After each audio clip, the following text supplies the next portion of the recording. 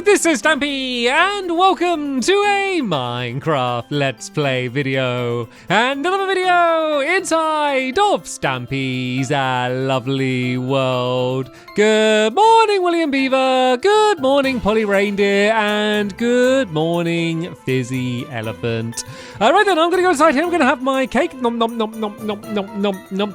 We need to be quick today, we've got a very busy day, so I'm going to go up here, I'm going to go grab Barnaby as well, who's sleeping inside his little little dropper down there. I'm going to go add someone to my love garden because, yeah, we've got a rush today, we've got a lot to do. So, multitasking today, we need to go over to my treats, my tree stump restaurant that we built in the last episode because it's all working now. It was kind of working in the last episode, but it's all tidy now.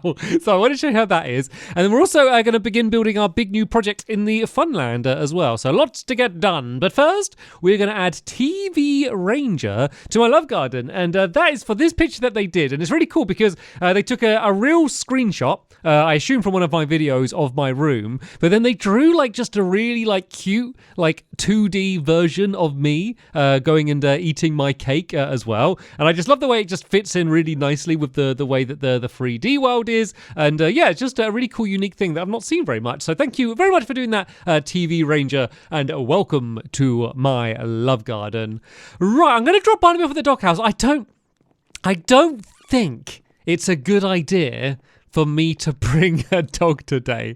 And the reason for that is we're going to go and ride in the tree train. And sometimes the dogs have a habit of blocking the track, or like the minecart goes too fast and then they fall behind, and then that has its own problems. What do you reckon? Should I take it? I'll risk it. I'm sure it will be fine, and I'm going to take a dog with me. But which dog do I take with me is the question. Let's take. Are you saying no? Are you saying no? Are you saying no? We took Mattress Man like that last time. We'll take a different dog. We'll take I don't know, I'm panicking here. I'm meant to be going quick. We'll take Flippy. We'll take Flippy with us today. So, right, Flippy, you need to stay close, but I guess not too close because we are going to ride the train. And oh, yeah, that goes for helpers as well.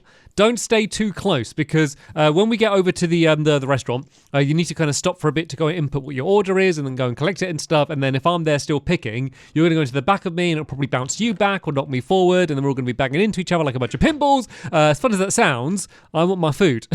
So, all right then, let me show you how we have done this. So this is the minecart track that would be going to the spawn of my world, like where the emergency igloo is and just the initial melon tree.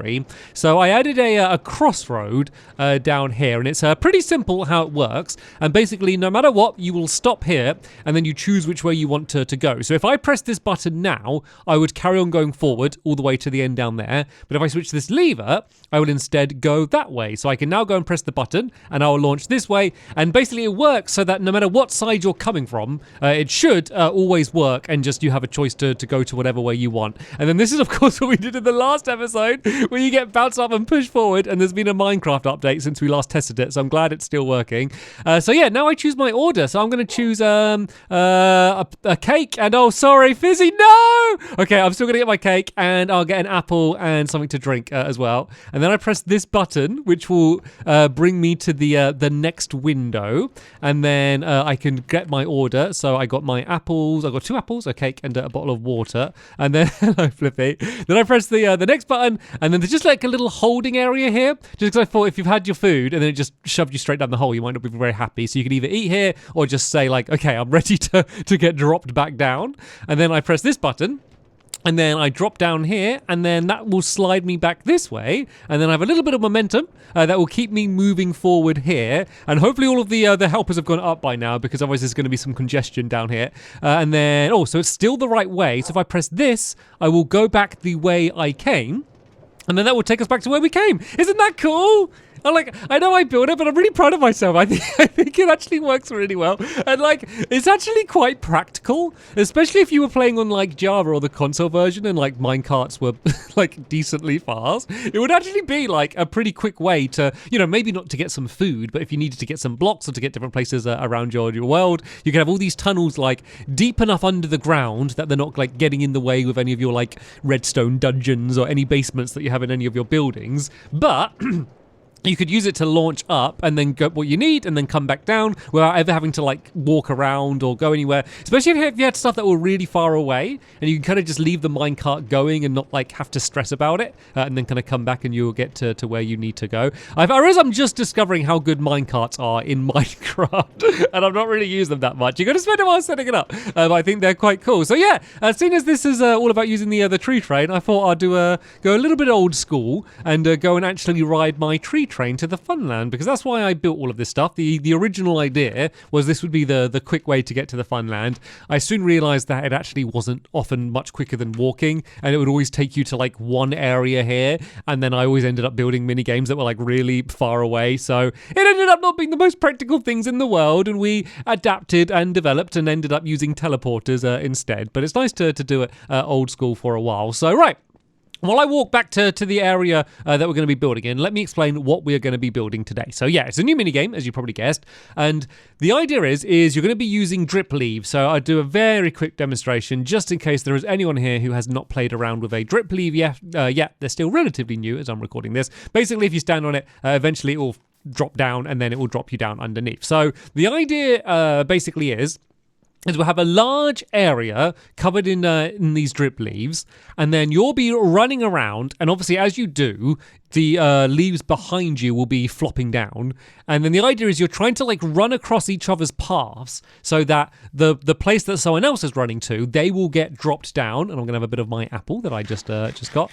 and so yeah, you're basically trying to dunk them down. I guess like, you know, in Tron, like with those like lightning, or not lightning, whatever, like those lights, is it light cycles, is that what they're called? You know those motorbikes where they leave like a trail behind them, like that, but rather than doing like a wall, it'll be leaving like a trail of like a gap that people will drop down. So you're all going to be running around until there's one person left, and they'll be the winner. But the twist is the people that are out, rather than just being bored and just kind of standing around watching, they will go up to a little tower in the middle, where there's going to be a flower on, and that is important. I'll explain why in a bit. They're going to be on the top, and they'll have a fishing rod, because fishing rods, I recently found out, make them drop. If you go and extend it out, you can make people drop down. So everyone who's out will be just still trying to get the other people out for no real gain for themselves, because they're already out. But it's just fun and just gives them something to do as well. So all right, let me put down a cake down here and have something to eat. So yeah, this is the area, and this is the actual ground we're going to be using for the game. This isn't just a random pit. This is the exact depth we're going to have. So there's going to be doors here, and then down here, this is going to be where all of the drip leaves are, and they need to be the height of where these doors are. So I guess they'll be this height here, because the person that escapes by not dropping will go out these doors here, but everyone else is going to have to go down some tunnels under the ground, which are going to be full of soul sand, just because it's annoying, and I kind of wanted like a bit of a punishment for the people that lost, so they just kind of have to go down like a really slow tunnel, and it's just going to be really annoying for them. So yeah, you don't want to lose, so then you don't have to go out the annoying way. So let's get started. So these are going to be the entrance ways. So there's going to be, oh guys, you found, I realized they didn't actually know where we're building. I'm glad you were able to track down where we're building. So yeah, these are going to be like the entrance ways here. So there's going to be 4 different teams, I guess, well, 4 different individual colors for the different players, and so these are going to be just the entranceways here. So there's going to be iron doors that when you go through, that's you kind of like locked in the game. So they're all going to start from this side.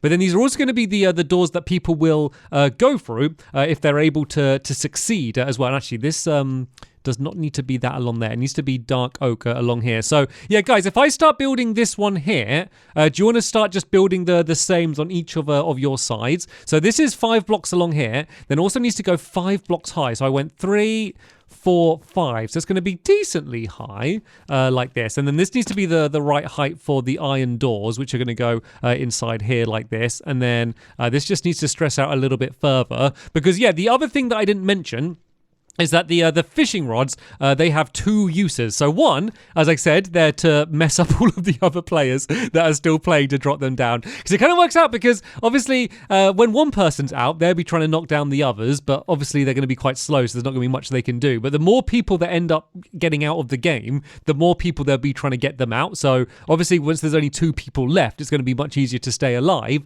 So that's why people having fishing rods, and not only making the drip leaves drop, but also knocking you you around, like polling you around would be quite annoying as well. I swear I didn't just design this game to be purposely really annoying, but that's what it really sounds like. But yeah, the other reason for the fishing rods is they're going to be the person that's going to let the winner out. So as I said, once there's one person left, everyone will swing their fishing rods over to the top of this area here, and then that will be able to open up these doors. So I need to make some pressure plates. So yeah, we're building out of dark oak and oak just because it looked quite good. And also, there's another reason we're using these materials, and that is because this game is the first game, I believe, I've got a bad memory, so I don't think I've done this before, but it's the first game which is sponsored by something in my town. So I built the petal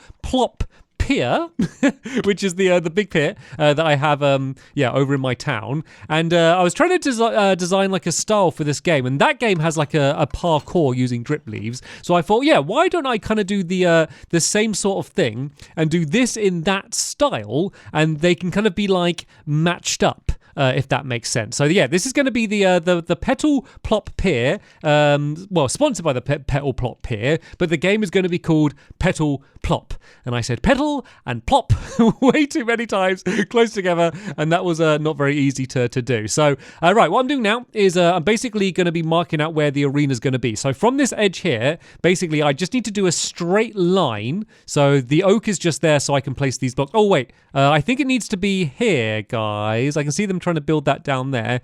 Yeah, so that started from the wrong place down there, William. So it started. These go too far out. So if you just build the doorway area, and then it kind of makes it easier to show how it's going to match up. So this should just perfectly line up with the back colored block for the other side. So you probably saw a little glimpse of what the colors are going to be. So basically there's just two shades of green just because it matches the plant, pink because that's going to match the flower that we're going to build in the middle here, and then also brown just because it's just another like natural color, and I was going for like more sort of natural colors. So yeah, that's going to be the color scheme for all of the different teams. So this is going to match up perfectly. So this pink doorway here for the pink team will go out like that, and then out like that, and then this needs to be 5 blocks high. So we go 1, 2, 3, 4, 5, and then tell you what, I can do both of these together just to be a bit more efficient while I go. So it'd be good. Obviously, like we're not going to get too much done just because we all went for lunch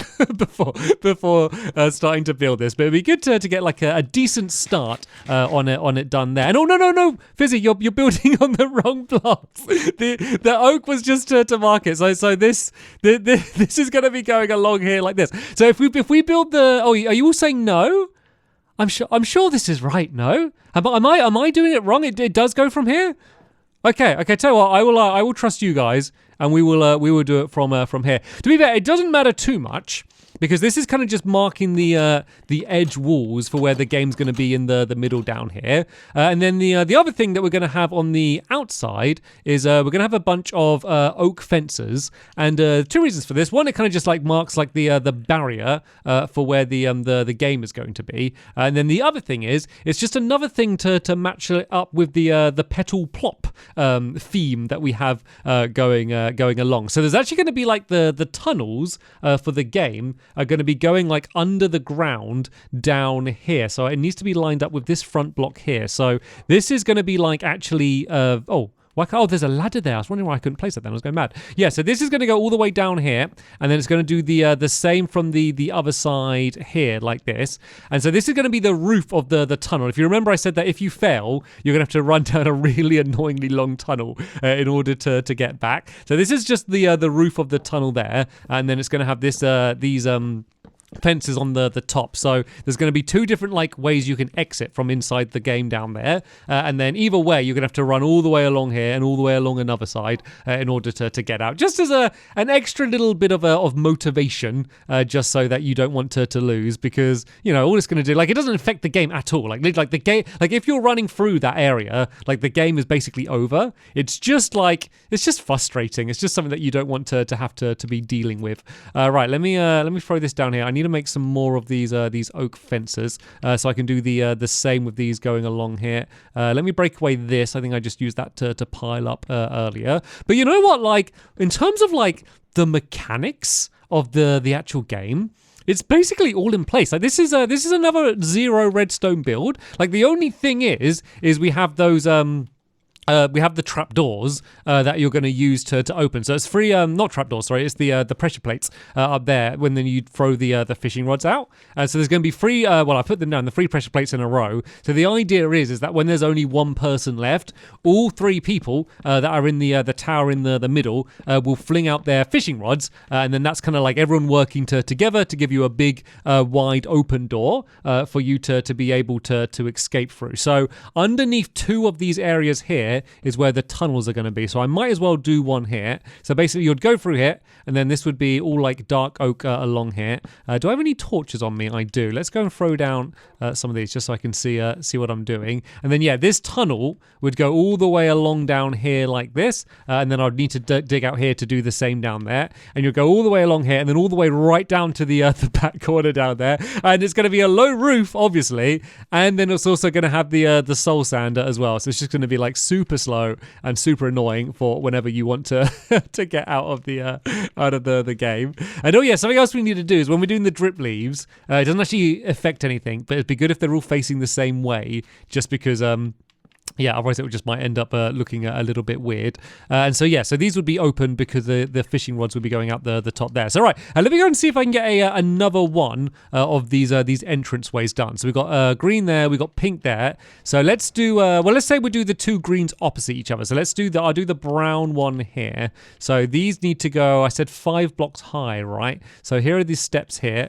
So they need to be on this. That's 1, 2, 3, 4, 5, and then I need to go and do the same on this side down here. So we've got 1, 2, 3, 4, 5, and I've already got the doors and stuff ready, so it should be pretty quick to do this here. And then I believe that's basically everything that there is to this game. It's going to be a relatively simple one. I guess like the most, like the easiest thing to like compare it to. Okay, oh, was that a creeper? Oh dear.